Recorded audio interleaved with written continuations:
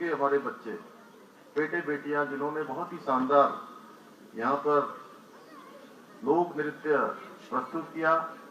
सभी मेरे प्रिय छात्र एवं छात्राएं, उपस्थित पत्रकार मित्रों एवं छायाकार बंधुओं, मैं सबसे पहले तो अर्जुला क्रीड़ा समिति, क्रीड़ा एवं सांस्कृतिक विकास समिति के लोगों का बहुत धन्यवाद देता हूं कि उन्होंने यहाँ पर बहुत ही शानदार कार्यक्रम आयोजित किया। और निश्चित रूप से इस प्रकार के कार्यक्रम विगत पिछले 23 वर्षों से इस क्षेत्र के आसपास के 8 गांवों को लोगों का जोड़ने का जो बहुत ही महत्वपूर्ण और सराहनीय कार्य आप सबके द्वारा किया जा रहा है, ये बहुत ही खुशी की बात है कि इस क्षेत्र में इस प्रकार के आयोजन होते हैं। और ये खेल और सांस्कृतिक मेले जहां हमारे ग्रामीण क्षेत्र के, हमारे सभी क्षेत्रों के आसपास के क्षेत्रों को, हमारे बच्चों को, छात्र छात्राओं को एक बहुत शानदार मंच यहाँ पर उपस्थित करवाते हैं। इससे जहां हमारी लोक संस्कृति बढ़ती है और लोक संस्कृति को आगे बढ़ाने का भी, पीढ़ी दर पीढ़ी आगे बढ़ाने के लिए भी इस प्रकार के आयोजन, इस प्रकार के मेले, इस प्रकार के महोत्सव हमारे लिए बहुत ही महत्वपूर्ण है। भाइयों बहनों, मैं विशेषकर से मैं इस बात को भली भांति जानता हूं कि कोई भी संस्कृति, कोई भी हमारे पूर्वजों के दिए हुए संस्कार, पूर्वजों के द्वारा दी हुई हमारे को विरासत, उसको लगातार आगे बढ़ना चाहिए।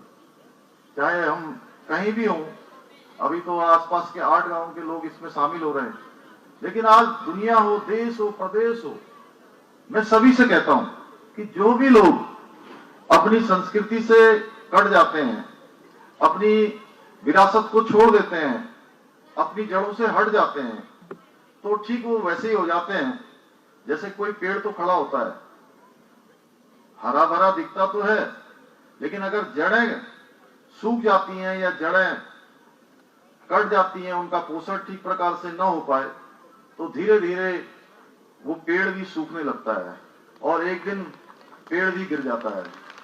तो इसलिए अपने जो हमारी संस्कृति है, जो हमारे संस्कार हैं, जो पूर्वजों के दिए हुए हमको संस्कार है, उनको हम सबको आगे बढ़ाने का काम होना चाहिए।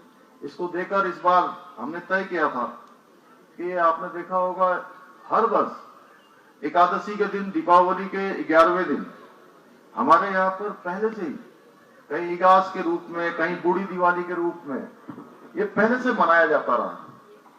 इस बार हमने प्रयास किया कि जिसको लंबे समय से हमारे उत्तराखंड के कोने कोने में लोग अलग अलग नामों से इसको मनाते हैं, तो इस बार इगास बहुत धूमधाम से मनाया जाना चाहिए। ये बूढ़ी दिवाली धूमधाम से मनाई जानी चाहिए। इसलिए मैंने तय किया कि दीपावली के अगले दिन ही हमने उस दिन सार्वजनिक अवकाश घोषित कर दिया। उसके पीछे हमारा हेतु था कि हमारे जो देश में, प्रदेश में अनेकों स्थानों पर जितने भी जन हमारे रहते हैं, प्रवासी उत्तराखंडी रहते हैं, वह सब भी अपने अपने गांव आए, अपने अपने घरों में आए और धूमधाम से इस पर्व को मनाएं। मुझे खुशी है कि इस बार इगास के पर्व को, बूढ़ी दिवाली को पूरे उत्तराखंड के अंदर बहुत ही धूमधाम से मनाया गया, बहुत धूमधाम से मनाया गया। सबने अपनी लोक संस्कृति का ठीक प्रकार से मनाने का और उसमें सब लोगों ने जो है भाग लिया। भाइयों बहनों, ये निश्चित रूप से जहां हमारी जो है आने वाली नई पीढ़ी को ये संस्कार हमारे विरासत में मिलते हैं। भाइयों बहनों, हम सब लोग जानते हैं उत्तराखंड के पर्वतीय क्षेत्रों के लोगों को अपनी जो पहचान है, उस पहचान को बनाने के लिए भी बहुत परिश्रम करना पड़ता है। और जो सुदूरवर्ती क्षेत्रों में रहते हैं, उनके लिए और मुश्किल का काम होता है। इस प्रकार के जो आयोजन होते हैं, इस प्रकार के आयोजनों से हमारे जो बच्चे हैं, वो कहीं लोक नृत्यों के माध्यम से, कोई प्रदर्शन के माध्यम से अपने जो अपनी प्रतिभा का प्रदर्शन हम सब के सामने मंचों पर करते हैं। खेलकूद प्रतियोगिताओं में खेलकूद खेलने के लिए उनको एक मंच मिलता है, तो निश्चित रूप से कहीं न कहीं उनको अपनी एक पहचान बनाने का भी, अपने को आगे लाने का भी यह एक माध्यम है। इसलिए मैं पुनः बहुत अर्जुला क्रीड़ा एवं सांस्कृतिक समिति के लोगों को, सभी को, उसके पदाधिकारियों को मैं बहुत बधाई देना चाहता हूं, बहुत शुभकामनाएं देना चाहता हूं। भाइयों बहनों, आज यहाँ पर 126 करोड़ रुपए की योजनाओं का लोकार्पण और शिलान्यास हुआ है और मैं आप सबको बधाई देता हूं कि लंबे समय से एक हमारी जो परियोजना है, पंपिंग योजना, कांडी पंपिंग योजना, उस कांडी पंपिंग योजना के बारे में जहां क्षेत्र के लोग बहुत ज्यादा लंबे समय से प्रयास कर रहे थे, वहीं हमारे विधायक जी उसके लिए विशेष रूप से लगे हुए थे। सभी लोगों ने जो है, और इनका विशेष आग्रह भी था कि आज इस योजना के शिलान्यास के अवसर पर मुझे अवश्य ही रहना है, इन्होंने ऐसा कहा था। इसलिए भी जो है मैं इस कार्यक्रम में आया और आप सब लोगों से भेंट हुई। इसके लिए मैं माननीय विधायक जी का भी बहुत धन्यवाद करता हूं कि इन्होंने इसके लिए बड़ा प्रयास किया, क्षेत्र के लोगों ने बड़ा प्रयास किया। साथ ही साथ यह भी मैं कहना चाहता हूं आपसे कि हमने तय किया है जितनी भी योजनाएं हैं, जिन योजनाओं का भी हम शिलान्यास करेंगे, जो भी योजनाएं प्रारंभ करेंगे, सारी योजनाओं का हम लोकार्पण करेंगे। यानी कि जो योजनाएं शुरू होंगी वो सारी योजनाएं पूरी होंगी।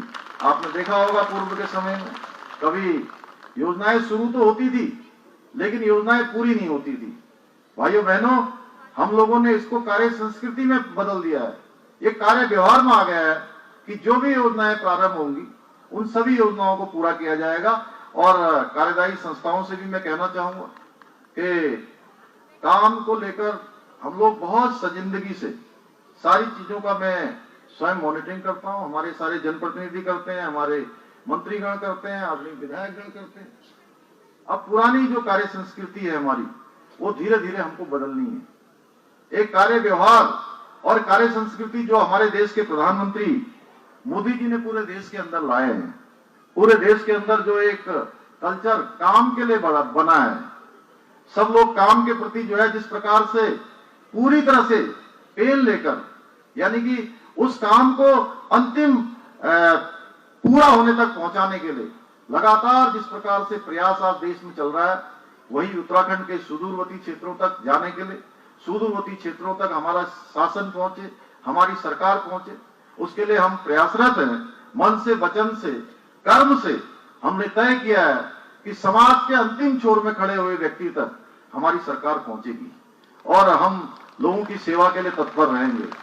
सरलीकरण, समाधान और निस्तारण, अभी एक बहन ने मुझे विधायक जी ने दिया था कि वो नंदा गौरा में कोई कुछ दिक्कत आ रही है, कुछ उसको थोड़ा उसकी औपचारिकताएं ज्यादा हो गई है। उसको हम तत्काल ही, मैंने उसकी फाइल को तलब किया है, उस फाइल को हम लोग देखेंगे और देखने के बाद उसमें जो समाधान हो सकता है उसका समाधान निकालेंगे। क्योंकि हम मानते हैं, शुरू दिन से मैं एक ही बात कह रहा हूं कि जितना सरलीकरण हो जाए चीजों का, उतना आसान हो जाए। यानी कि हमारे अधिकारीगणों के पास कोई आए तो उनका सरलीकरण होना चाहिए। यानी कि कोई रास्ता निकाला जाए, जो भी अगर समस्या आई है उसका समाधान खोजा जाए, और जो फाइल आई है, जो अपनी पत्रावली चल रही है, उसका निस्तारण होना चाहिए। यानी कि मिनिमम पेंडेंसी, कोई पेंडेंसी न हो, सारी फाइलों का निस्तारण हो, उनका समाधान हो, उनका सरलीकरण हो। इस मंत्र पर सरकार लगातार काम कर रही है। भाइयों बहनों, अभी हमने आपके बगल में ही है मसूरी में 3 दिनों तक, पूरी सरकार का 3 दिनों तक हमने चिंतन शिविर आयोजित किया था। और उस चिंतन शिविर में हमने अनेकों अनेक प्रकार से सभी विषयों पर डिस्कशन किया, सभी विषयों पर आपस में बात की है, प्रश्नोत्तर भी हुए हैं और सभी ने अपना प्रेजेंटेशन रखा है। इसके पीछे हमारा हेतु है कि आने वाले सालों में, आने वाले 5 सालों में, अगले 10 सालों में हमारे उत्तराखंड के विकास का रोड मैप कैसे बनेगा, कैसे हम हर क्षेत्र में आगे जाएंगे। कृषि के क्षेत्र में, बागवानी के क्षेत्र में, उद्यान के क्षेत्र में, अनेकों क्षेत्र, हाइड्रो पावर के क्षेत्र में, शिक्षा चिकित्सा के क्षेत्र में, हर क्षेत्र को हम एक प्रकार से एक मॉडल के रूप में पहले तय कर लें कि हमें किस दिशा में जाना है। हम लोगों ने उस पर विशेष रूप से फोकस किया है भाइयों बहनों, उसके पीछे हमारा यह भी हेतु है कि अभी रजत जयंती वर्ष हमारा आने वाला है। 3 साल बाद उत्तराखंड स्थापना के 25 साल पूरे होने वाले हैं। तो इन 3 सालों में हम किस प्रकार का रोड मैप बनाएं कि हम भी हिंदुस्तान के श्रेष्ठ राज्यों में शामिल हो जाएं, हिंदुस्तान के उन राज्यों में जो अग्रणी राज्य हैं, उन राज्यों में हम शामिल हो जाएं। उसके लिए हम लगातार प्रयास कर रहे हैं। मैं आज के अवसर पर, चूंकि हमारे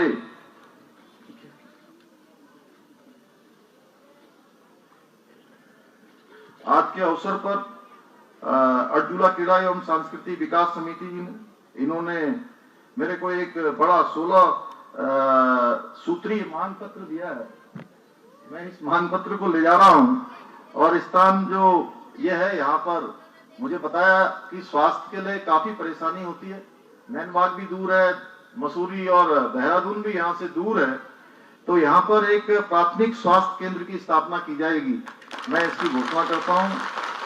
साथ ही जहाँ हमारी विधायक जी ने और हमारी जिला पंचायत की सदस्य रौनशिला जी ने, इन्होंने अभी यहाँ पर कहा कि राष्ट्रीय राजमार्ग 507 लखवाड़ के बनने पर ये क्योंकि क्षेत्र के लिए रास्ता रुकेगा, उसके भी समाधान के लिए प्रयास किए जाएंगे कि किस प्रकार से उसका समाधान होगा।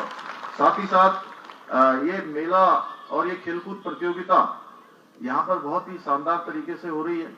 इसके लिए मैं आयोजकों को बधाई देता हूँ, शुभकामनाएं देता हूँ और क्रीड़ा एवं सांस्कृतिक सर्वोत्सव परोवी के लिए इस वर्ष के लिए 2 लाख रुपए की मैं घोषणा करता हूँ कि 2 लाख रुपए वहाँ सरकार की तरफ से दिए जाएंगे। पुनः एक बार आप सभी का बहुत